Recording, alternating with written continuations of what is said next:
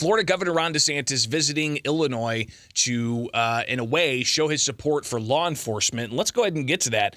This is DeSantis speaking at a Fraternal Order of Police in Elmhurst yesterday afternoon. He spoke for about 25 minutes. I condensed it down to some of the highlights here, and here's some of what Governor Ron DeSantis had to say yesterday visiting with law enforcement.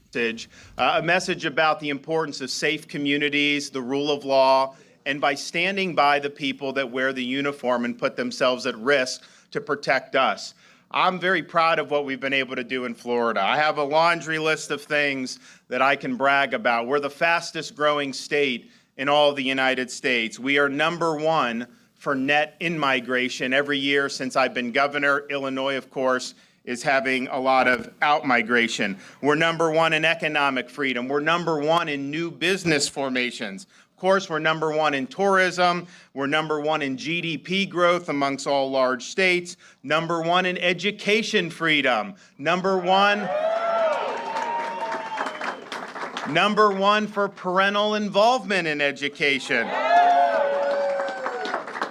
We have one of the lowest per capita tax burdens of any state in the country. And of course, no state income tax. Wouldn't you like to have that here in Illinois?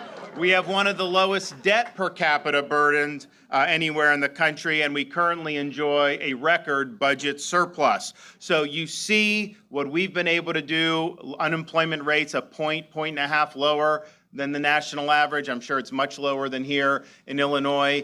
And people are always coming. And yes, during COVID, even though your governor would lock you down and have his family in Florida living in free.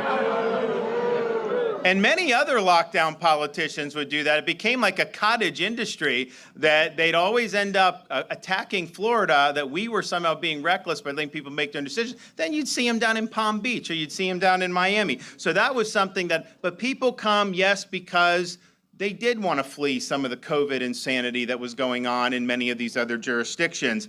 But I'll tell you, there's no way Florida could have done what we've done.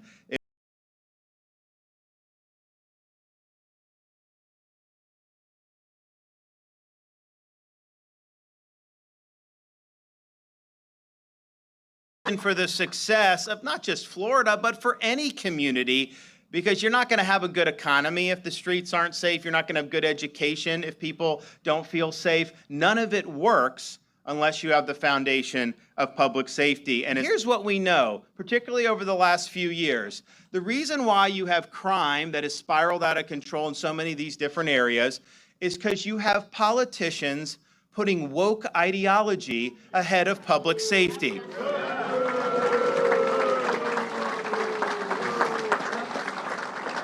And you see it now. I know in Chicago, you have all these candidates. They're all trying to out-woke each other. The left of the left is where they run. And then they end up running on these platforms that destroy the communities they're elected to represent. And that you see with this wokeification of law enforcement is passing ludicrous laws like eliminating cash bail. You guys just did that. And here's the thing. New York did this a couple years ago. Everybody said it was going to be a disaster, but they were pursuing ideology. They were not pursuing the interests of the public. They were not worried about the interest of people wearing the uniform and their safety. They had an agenda, and they were trying to pursue that agenda. Well, what happens in New York now?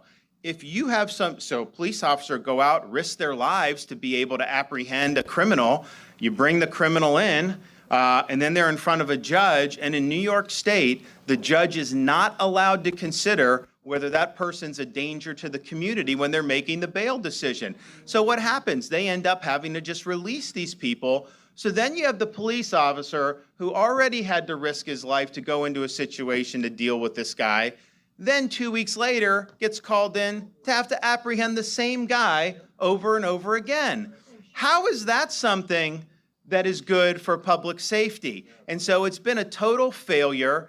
Why you guys would be doing it here after seeing how disastrous it's been is just beyond me. But I can tell you this, when I talk to people that come to Florida, yes, some of the main things that you think of, but they are really, really upset about what's gone on with the law enforcement policies, not standing up for law and order. And the New Yorkers in particular come down, and they are saying when they did the no cash bail, all hell broke loose. And that's exactly what you see. You guys are going to see that, unfortunately, in Illinois. People are not going to be safe in their communities like they should because that policy is trying to pursue ideology over public safety. So that is wrong, and we are not going to do that in the state of Florida. And see some of the stuff you probably read about, and some of it is just really outrageous. What a lot of people don't realize is one of the things that flows from critical theory, and you've seen it in some of these cities, is teaching kids to have a hatred for law enforcement.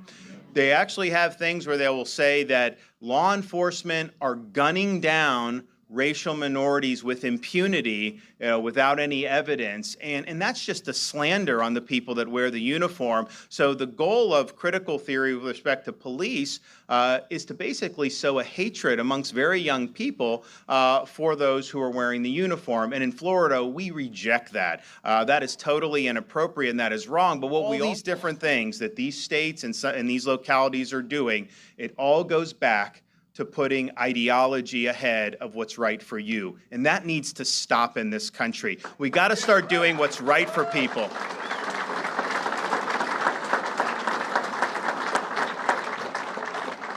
And so anybody who's interested in coming down, and yes, if you want to come and just move down anyways, but if you want to be a part of our law enforcement community, just know that the door is open. I can promise you that you'll get support. I can promise you that you'll have communities that'll appreciate what you do. And I can promise you this, that in Florida, we will never, ever surrender to the woke mob. Our state is where woke goes to die. Thank you, guys.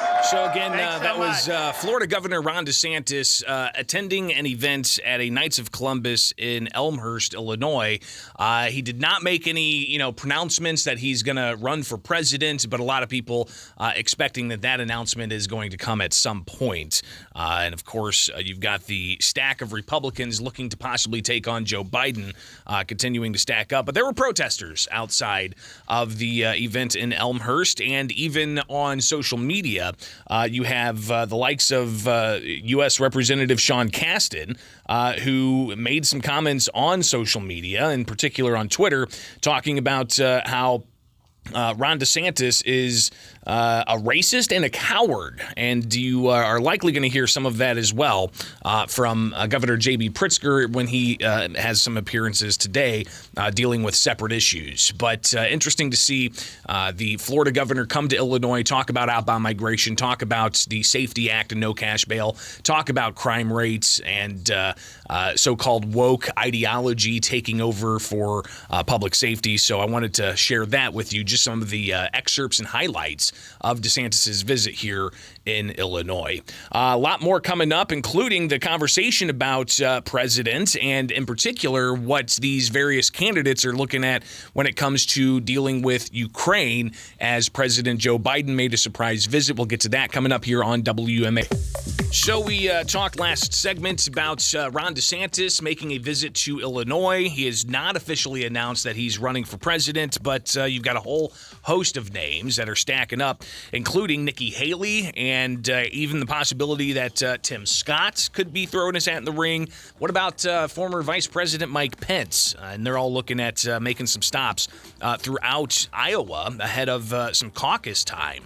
But you've also got other names like the former Arkansas Governor Hutchinson and even Ron DeSantis as well, who we just talked about last segment, making a stop to Illinois after he made other stops elsewhere.